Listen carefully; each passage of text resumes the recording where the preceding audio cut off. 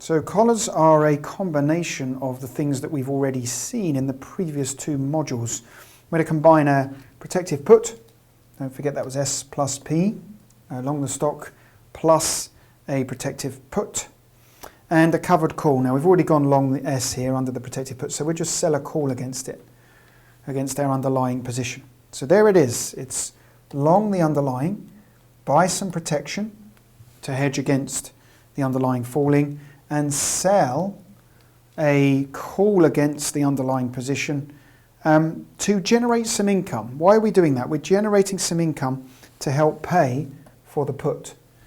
Okay, just buying puts might be an expensive strategy over the long term.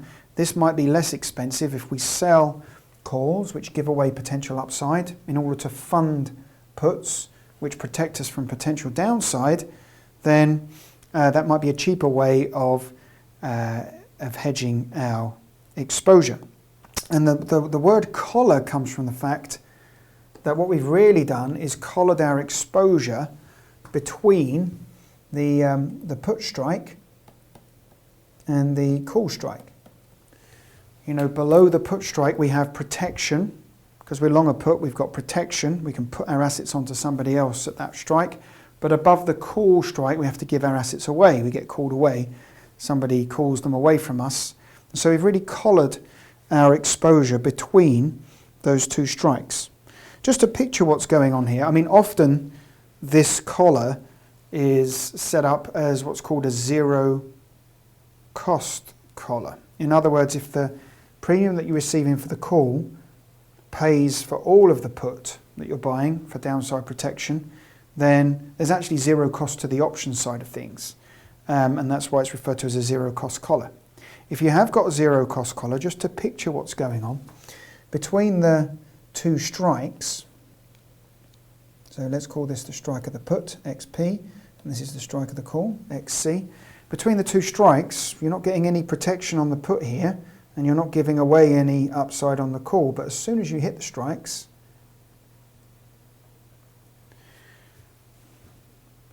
you don't move anymore in terms of profitability. Why? Because you've got protection here that puts a floor beneath your portfolio. With the call, you've given up the upside by selling a call against your assets. Just think of how that covered call gave up the upside earlier on. So this is why it's called a collar. You've collared your exposure between the strikes. Outside of the strikes, you don't have exposure anymore. Let's put some numbers into this to see how it might work.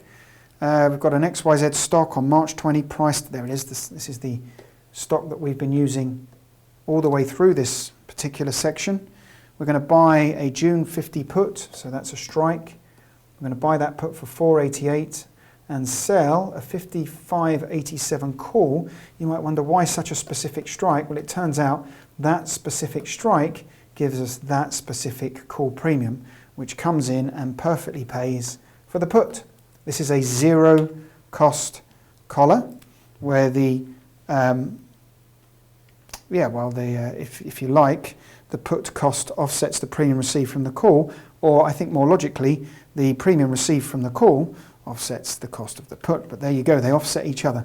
The stock price is hedged beyond, outside of both strike prices. That's what I meant with my diagram when I drew this, outside of the strikes, which in this case, the strike of the put is 50, and the strike of the call is 55.87. You're hedged outside of that range, those strike prices, but within it you do still have exposure. The maximum profit, therefore, for a zero cost collar, the maximum profit is where you go up to the high strike, all right, the strike of the call that you've sold. You can't make any more money than that because you get called away. It gets given away, called away under the short call. Now, if you buy the underlying for 52.14 and it can rise to 55.87 and you've still got exposure, that's maximum profit of 373. Similarly, your maximum loss is when we fall to the low strike. Okay, so when we fall to the low strike, just going to clear up, this is getting in the way of the animation. So when we fall to the low strike, your maximum downside, that's your low strike here, the $50, that's the strike of the put. Okay, when we fall to that, you've still got exposure down to that level, so you could lose up to $2.14. But outside of that, your exposure is hedged.